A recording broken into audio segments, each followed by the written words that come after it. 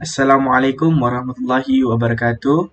Nama saya Muhammad Halif bin Hizam dan tajuk untuk inovasi saya adalah alat pengukuran tahap etika pelajar terhadap kesedaran jenayah cyber. Objektif aplikasi ialah memberikan kesedaran tentang kepentingan tahap etika pelajar terhadap keselamatan cyber. Tahap etika pelajar memainkan peranan penting dalam memastikan keselamatan cyber yang lebih baik di era digital ini. Tahap etika pelajar juga merujuk kepada norma dan nilai-nilai moral yang mengawal tindakan mereka dalam persekitaran cyber. Untuk cabaran, kekangan ujian tahap kesedaran cyber. Ini kerana ujian tradisional mungkin tidak mencukupi untuk mengukur kesedaran cyber secara menyeluruh. Sebagai contoh, institusi atau sekolah menggunakan Google Form atau aplikasi kuis untuk menjadikan ujian cyber kepada pelajar. Demikian, tujuan inovasi saya ialah menyediakan aplikasi yang mempunyai 3 kategori pengguna. Yang pertama adalah pelajar, yang kedua adalah pengajar dan yang ketiga adalah pentadbir. Kategori pelajar mengikuti bahan pembelajaran cyber yang mempunyai 2 modul iaitu keselamatan cyber dan etika sosial cyber. Pelajar juga boleh menjawab soalan penilaian tahap kesedaran cyber dan pelajar dapat mengetahui tahap di akhir keputusan dan disertakan graf dan peratusan kategori. Akhir sekali, pelajar juga mempunyai profil sendiri dan boleh disunting serta mendapat sijil sekiranya melepasi tahap yang ditetapkan.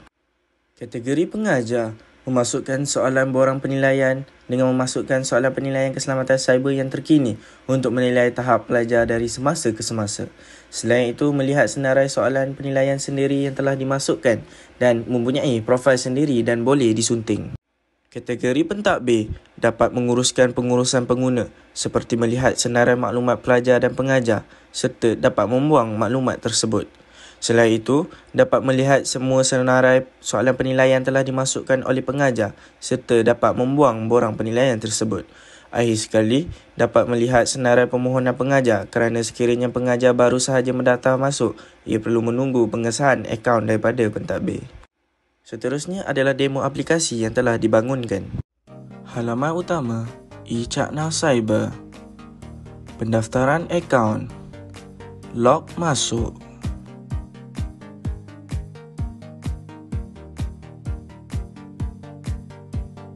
Papan pembuka untuk kategori pelajar mempunyai 2 bahan pembelajaran, mempunyai sedikit fakta dan ini merupakan adalah halaman untuk pembelajaran bagi pelajar.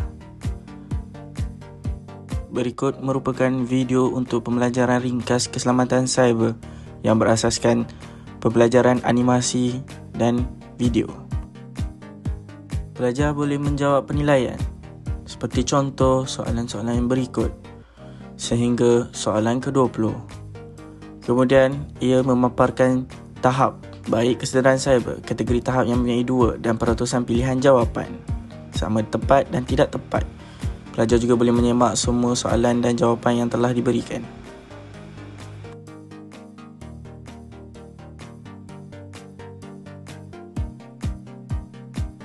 Papan pemuka untuk pengajar. Pengajar boleh mengisi borang penilaian serta boleh menyemak senarai borang penilaian yang telah dimasukkan. Tetapan papan pemuka pentadbir. Pentadbir boleh melihat objektif dan ciri-ciri aplikasi. Pentadbir juga boleh melihat graf jantina pengguna dan kategori pengguna. Seterusnya, boleh melihat senarai pelajar dan senarai pengajar. Pentadbir juga boleh melihat permohonan pengajar sama ada menerima atau menolak serta senarai penilaian.